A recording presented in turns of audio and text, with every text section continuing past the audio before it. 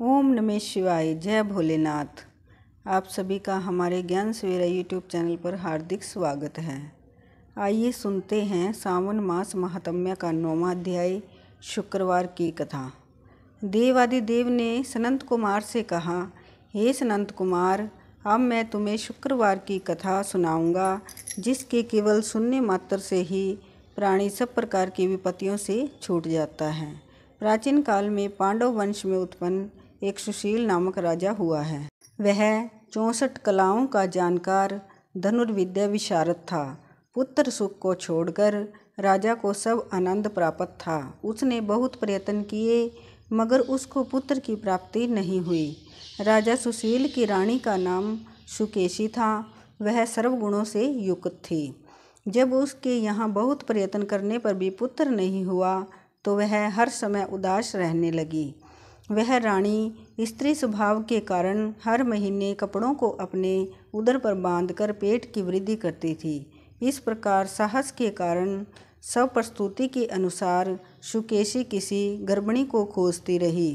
संयोगवश उसने पुरोहित की पत्नी को देखा। उस समय वह गर्भवती थी। कपटी रानी ने प्रसव के समय में दाई का कार्य करने वाली अन्य किसी स्त्री को इस काम के लिए नियुक्त किया। उस सूतिका को एकांत में बहुत सा धन दिया और अपने गर्भ के अनुकरण की सब बातें कह सुनाई। उधर राजा ने अपनी रानी को गर्भवती जानकर पुंसवन तथा समारोह बड़े प्रसन्न मन से किया। पुरोहित की पत्नी का प्रसव का समय नजदीक आया। यह सुन उसी तरह दाई ने भी अपने वचन का पालन किया। पुरोहित की स्त्री गर्भवती थी, लेकिन प्रस्तुति की बात जानती नहीं थी। अतः दाई का आदेश मानती थी तथा उसके कहे अनुसार चलती थी। पुरोहित की स्त्री द्वारा वंचना करवाने के लिए दाई ने उसकी आंखों पर पट्टी बांध दी और उसके यहाँ उत्पन्न हुआ पुत्र किसी दासी के द्वारा रानी के पास भेज दिया। इस प्रकार रानी के पास उस पुरोहितानी के पुत्र के पहुँच जाने की किसी को कानों कान खबर न हुई। इस नाटक को कोई भी न जान सका। रानी ने पुत्र ग्रहण करके कहा कि मेरे यहाँ लड़का हुआ है, सब जगह खबर कर दो। उधर दाई ने पुरोहितानी की आंखों की पट्टी खोल दी। वह अपने साथ मांस की एक पिंडी लाई थी। उसने वह पुरोहितानी को दिखाई और दुख प्रकट करते हुए दाई ने उससे कहा, यह अनिष्ट हुआ है, अपने पति से कहकर इसकी शांति करवाना। पुत्र नहीं हुआ तो ना सही, किंतु तुम्हारे प्राण तो बच गए ना। पुरोहितानी को प्रसव के विषय में चिंता हुई। क्या इसने कपट किया है? वह संदिग्धावस्था में थी।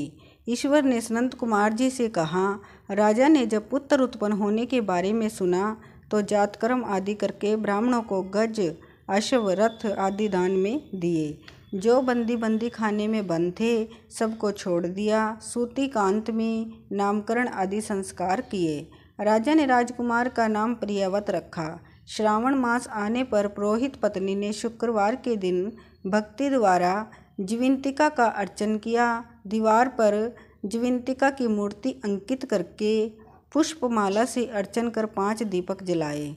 गेहूं के आटे के दीपक बनाकर जलाती और आप भी गेहूं के आटे को शुद्ध घी में पकाकर भोजन करती।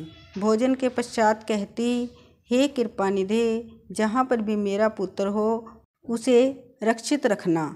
यूँ प्रार्थना करने के पश्चात वह कथा सुनती और यथाविधि नमस्कार करती। जीवंतिका के प्रसाद से वह बालक चांद की तरह बढ़ने लगा और पुरोहितानी की भक्ति से प्रसन्न होकर जीवंतिका उसकी रात दिन रक्षा करने लगी। कुछ काल बीतने पर राजा मर गया। पितृभक्त पुत्र ने पिता की पारलौकिक क्रिया की। फिर मंत्रिमंडल ने उसको राज सिंहासन पर बिठा दिया। उसने कुछ काल तक राज्य की भली भांति देखरेख की और उसके बाद राज्य का भार वृद्ध मंत्री को सौंपकर आप पितृ ऋण से मुक्ति प्राप्त करने के लिए गया को रवाना हो गया। उसने यह यात्रा राजकीय वेश को त्याग कर कार्पटिक वेश में की। मार्ग में एक गृहस्थ के यहाँ ठहरा। उस गृहस्थी के यहाँ पुत्र हुआ था। इससे पहले उस गृहस्थी के यहाँ जो 5 पुत्र हुए थे उनको क्रमशः षष्ठी देवी ने मार डाला था।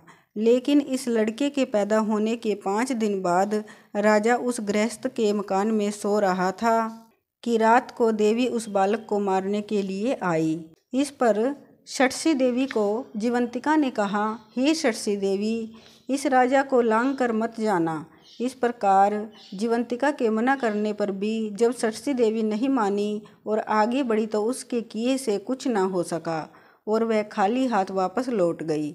गृहस्थ ने जब अपने लड़के को जीवित देखा तो राजा को उसने लड़के का जीवनदाता जानकर राजा से प्रार्थना की, हे राजन, आप आज का दिन मेरे मकान पर ही ठहरें, क्योंकि आपकी कृपा से ही मेरा यह छठवां पुत्र जीवित बचा है। उस गृहस्थ की ऐसी प्रार्थना सुनकर राजा एक दिन के लिए वहां रुक गया।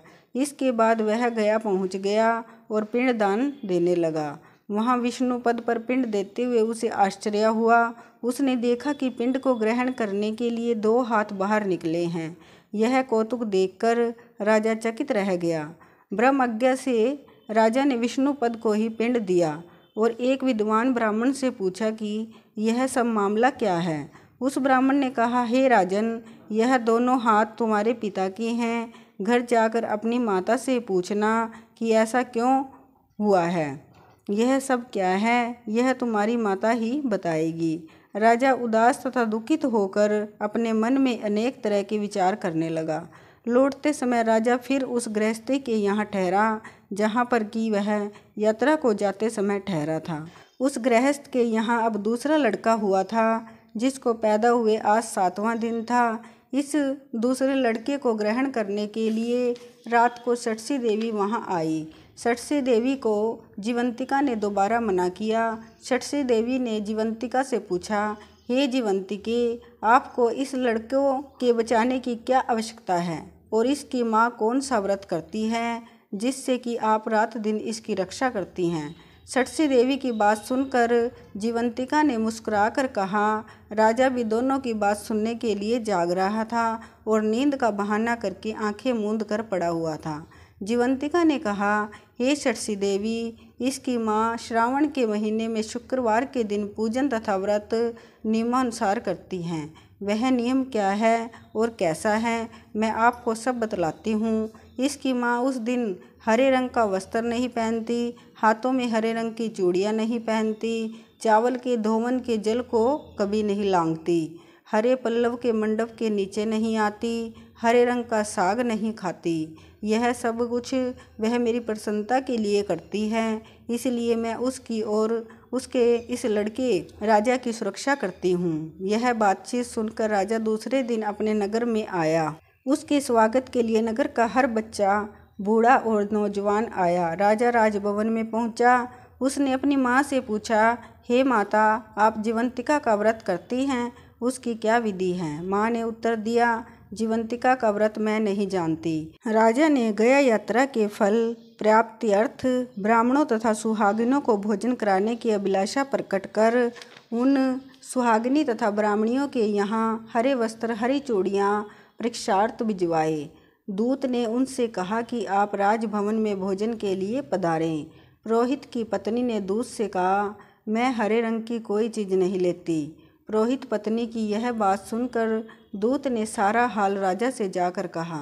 राजा ने तब दूत के हाथ लाल रंग के वस्त्र, फल और अन्य वस्तुएं पुरोहितानी के यहाँ भिजवाई, जिनको उसने ग्रहण कर लिया। फिर वह राजा के महल में गई। उसने राजभवन के पूर्वी द्वार पर चावलों के धोवन का जल तथा हरे वर्ण का मंडप देखा। फिर वह अन्य द्वार से राजभवन के भीतर गई। उसको देखकर राजा ने उसे नमस्कार किया और नियम के पालन करने का कारण पूछा। पुरोहितानी ने राजा को शुक्रवार के व्रत का कारण बतलाया। राजा को देखकर उस समय उसके सतनों में दूध बहने लगा। उस दुग्ध धारा से राजा भली प्रकार सिंचित हो गया। गया जी से 2 हाथ निकलने में तथा मार्ग में गृहस्थी के यहाँ देवी से बातचीत और पुरोहितानी के सतनों से दूध बहने के कारण राजा को पूर्ण विश्वास हो गया कि यही मेरी माँ है। अब राजा अपनी प्रजा का पालन पोषण करने वाली माँ के पास गया और उससे कहा, माँ, तुम डरो नहीं और मुझे मेरे जन्म का सही हाल बताओ। सुकेशनी ने उसे सारा हाल सही सही बता दिया। इस पर राजा ने अपने असली जन्मदाता माता पिता के चरणों में नमस्कार किया और उनको बहुत सारा धन देकर मालामाल कर दिया। एक दिन रात को राजा ने जीवंतिका से प्रार्थना की कि हे जीवंतिका, मेरे जन्मदाता पिता तो मौजूद हैं, फिर गया में पानी से 2 हाथ किसके निकले थे। देवी ने राजा को स्वप्न में उत्तर दिया, हे राजन, मैंने केवल तुझे विश्वास दिलाने के लिए ऐसी माया की थी, इसमें संदेह मत करो।